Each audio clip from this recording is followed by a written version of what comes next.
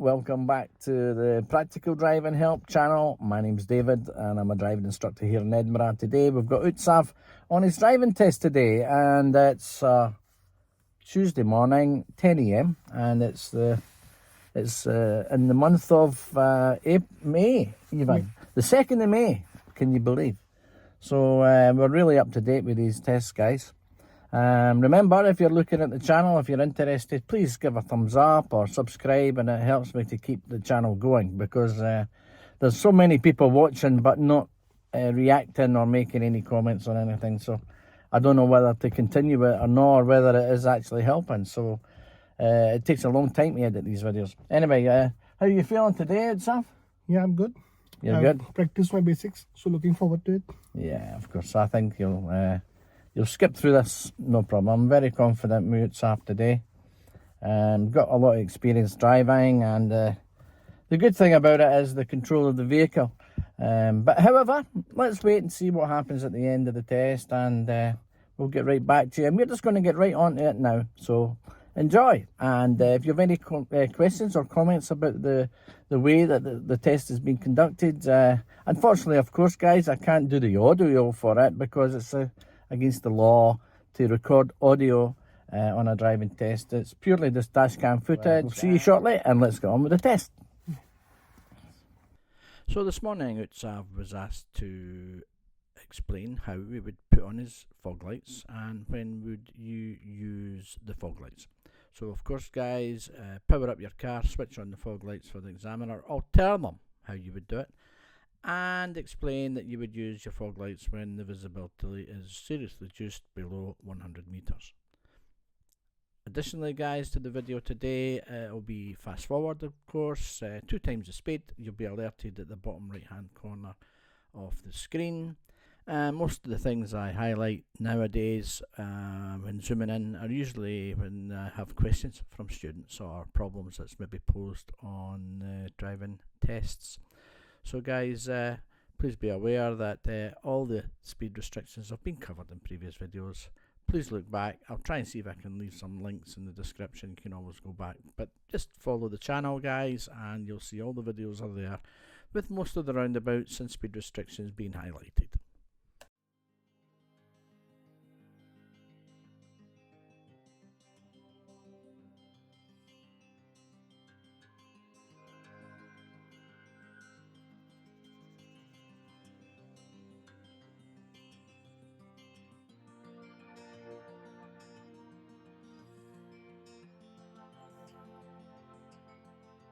So if you've passed these junctions and you're going up Bryce Road, the chances are you will probably get pulled up on the left to do a hill start.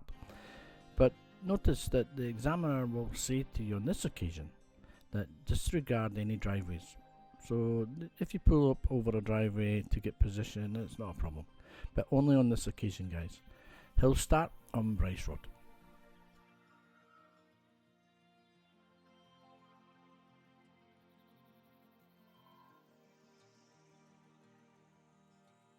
Coming to the end of Bryce Road, we're turning left, and I'm still amazed at the amount of students after turning asking me what's the speed of the road. Now we're going into Lanark Road. You can see on the right hand side clearly you're leaving the 20 zone and entering a 30. The one on the left's hidden in the tree, as you can see, and this is the reason why they're so prominent, because they realise you're dealing with a junction and you could be thinking other things. Let's have a look at it. From a distance it doesn't look all that clear. Now on your approach, look right, you see the lorry. You know you're going to be stopping, so look left and get your position, just like what Utsav has done. He's got a good angle here, it's close to the crib on the left, and then you can draw forward if you can't see to the right. Emerging left.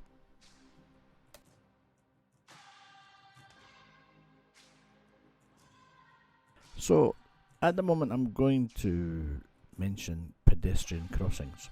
When you see a pedestrian crossing well in advance, you'll see the traffic lights for it. Make sure you check your mirrors approaching, ease off the gas a bit when you're approaching, and check both sides to see if there's any pedestrians pressing buttons. And it will prevent you from being taken by surprise in some cases.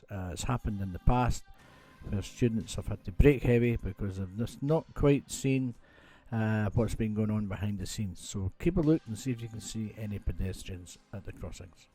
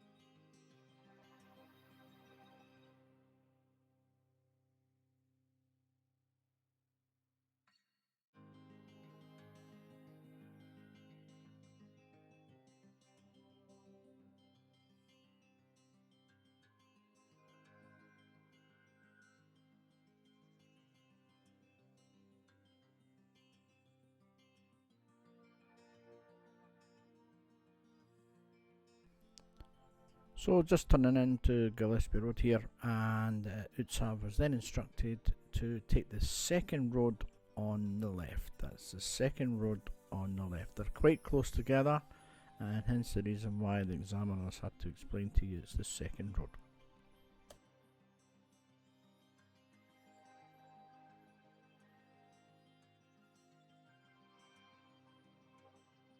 So at this point we're asked to pull up on the left at a safe place, and we were then informed to proceed independently using the SAT navigation system. Also remember to disregard any speeds you might see displayed on the GPS system. GPS systems are not always updated correctly and could give a false sense of security with regards to the speed of the road.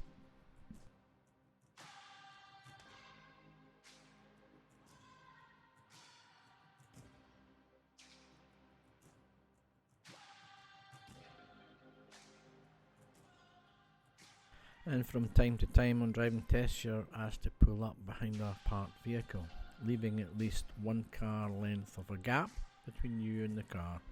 This is to see you doing what we call an angle start, and just checking you can move off safely behind the parked car.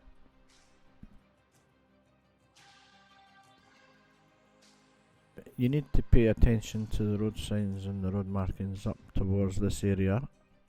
Because cars are parked on both sides, pay attention to the warning signs. You've got a sharp bend on the left, you're coming up to a little crossroads and you've got the slow sign, so bring your speed down. And as you can see in the middle of the road you've got your approach emerging warning lines. So be very careful, don't get too close to the curb on the left here guys, because it's common for the back wheel to pop up onto the curb when turning left there. You're better to stop at the crossroads there and look right and left and make sure nobody's coming before you proceed.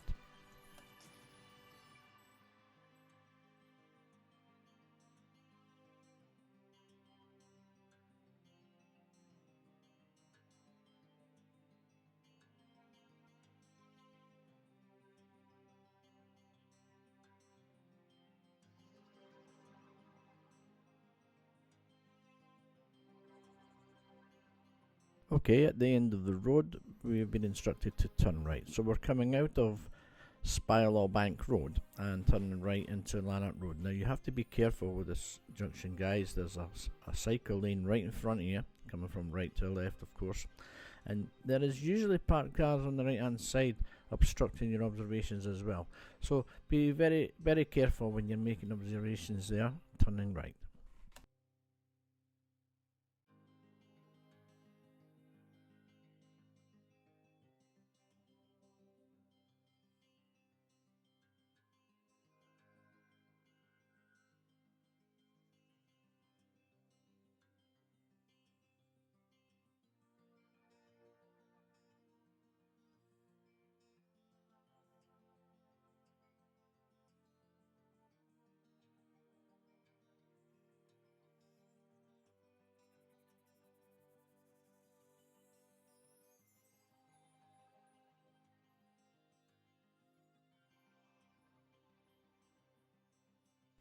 Okay guys, having stopped safely on the left, we're now going to carry out the emergency stop. So, on the command of the examiner's instruction to stop, you must make sure that you stop as quickly using the brake and clutch down soon after to stop as safely as possible. Having stopped, make sure you use your handbrake, take first gear, look over your left shoulder to make sure there's nothing coming, use your door mirror also, and then look over your right shoulder blind spot and use the door mirror on the right also before moving off guys, because vehicles could be passing you on either side, particularly two-wheeled vehicles. Now this is a common road to do the emergency stop. It's KingsKnowe Rd Sth, and you've got to remember guys, this is only a 20-mile-an-hour zone.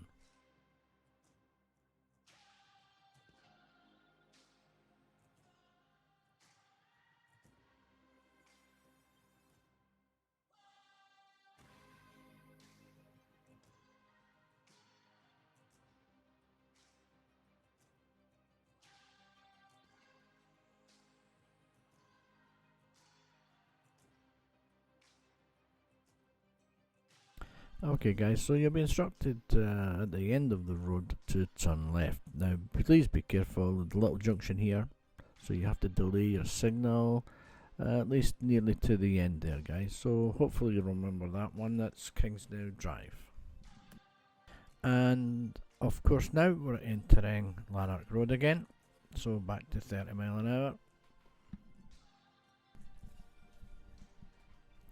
So at this point guys, I've not really recorded myself any faults against Utsav yet. There's nothing really to highlight in his driving. He's done really well up to now, and as you can see we're approaching a bus lane on the left, and Utsav correctly checks his mirror and moves back into the bus lane again. A lot of people forget that. They stay on the right hand side until they're instructed to turn left and they end up coming in too late and could get stuck in the traffic on the right hand side. So this is a left turn only guys, so remember that.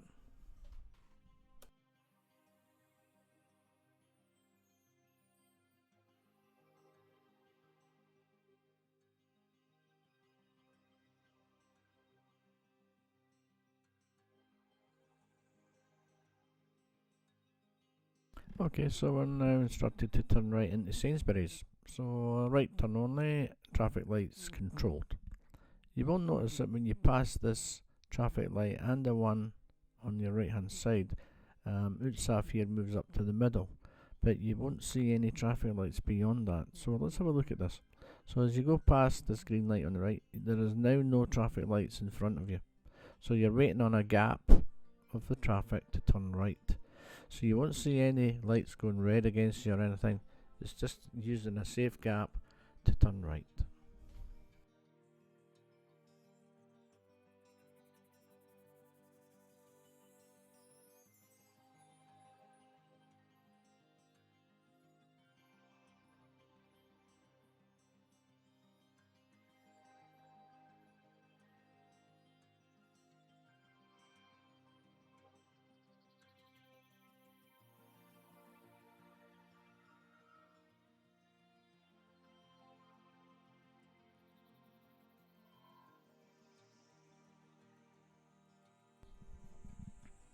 So forward bay exercise there guys, relatively easy. I don't see much problems in the forward bay parking.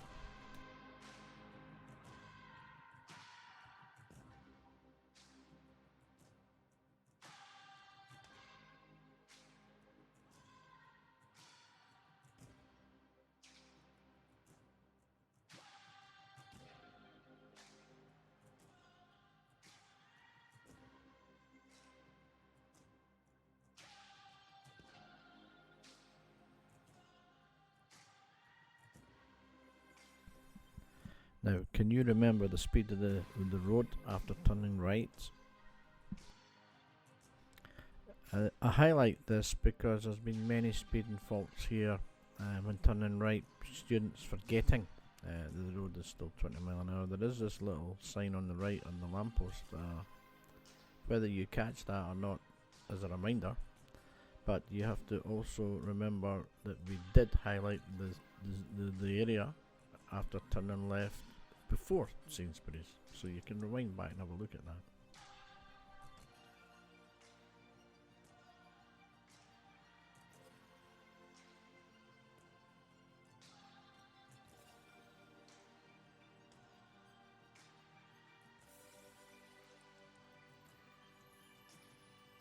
Okay, so there's a roundabout well ahead here. This is Longstone Road, and we have been instructed to cross the roundabout third exit. So you need to look closely at the roundabout sign. There's a little notch on the left hand side, which is the second exit's Marylebone, and the third exit goes ahead on this roundabout. So let's have a look at that.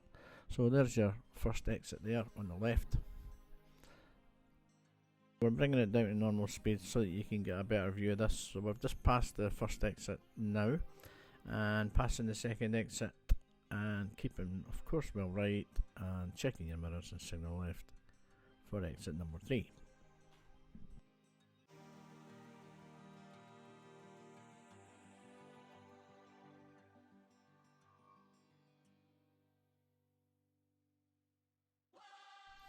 So anyone who's on or maybe near the driving test or to the standard of the test will recognise this area as being Calder Road again. So Calder Road, dual carriageway, 40 mile an hour, and of course this is really the big home straight leading us back, and you'll probably be aware, because you know the routes pretty well, you'll be aware that you're heading back towards the test centre, and sometimes your concentration levels can dip a bit. You're maybe happy with yourself and you're feeling, but guys, remember, please, the test does not finish until you've actually switched off the engine on the instruction of the examiner. So try and keep your concentration levels. Remember to use the bus lanes when it's necessary. Be aware of the bus timings on your driving test.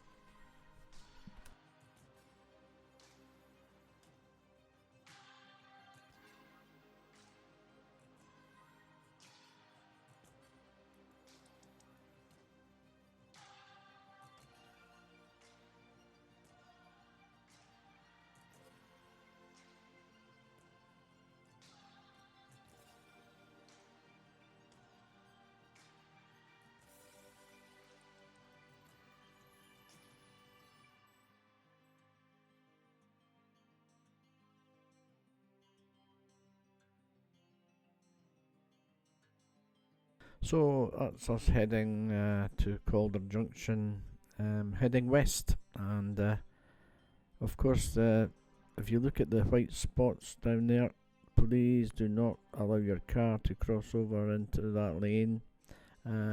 Even if there is no cars around you, stay inside your lane, and make sure you keep well left when going ahead here, guys.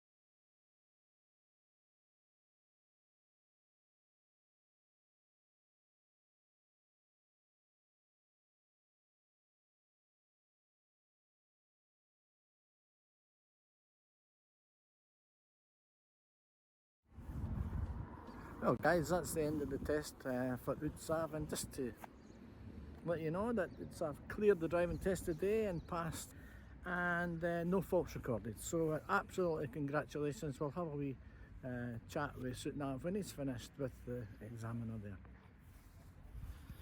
Yeah, so congratulations to Utsav on passing his driving test today, and Thank you. we'll have a wee chat with Utsav in a minute. But yeah, well, that was a clean sheet, 0 minor faults, absolutely fantastic.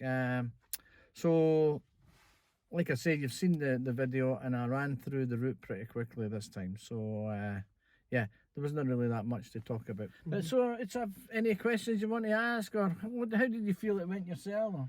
Yeah, I think it went very well, and I just to start with, I just took 7 lessons with David, and you were very clear that I don't need any more lessons. Yeah, and I think absolutely. it's important especially for people coming from India with the significant driving experience. Don't be overconfident that you can clear easily, but then don't be too like concerned about it. Yeah. Stay calm, stay composed, follow the basics, and you should be able to clear. Yeah, So I it's think that's quite good. good advice. Yeah. Good advice. I think it's important, at least, to speak to someone or go drive with an instructor at least to learn the test routines, because it's all Definitely. about the routines. This is very important because I bought a car on my international license, and I was initially struggling to drive on the roads, and it's only after I started taking lessons with you it got a lot better. So definitely Certainly got a lessons lot are better. recommended. 0 minor faults. You couldn't ask for better than that. Yeah, and don't think that you'll have to pay for 20 lessons or so. It totally depends on how you drive. So Absolutely. like I just did 7 lessons and cleared. So Yeah. I think it's the best outcome to go. Absolutely. So guys, remember, click subscribe. If you've got any comments, please click the like button, and if you're interested in the channel, we'll see you in the next test. So see you later. Take care. Thank you.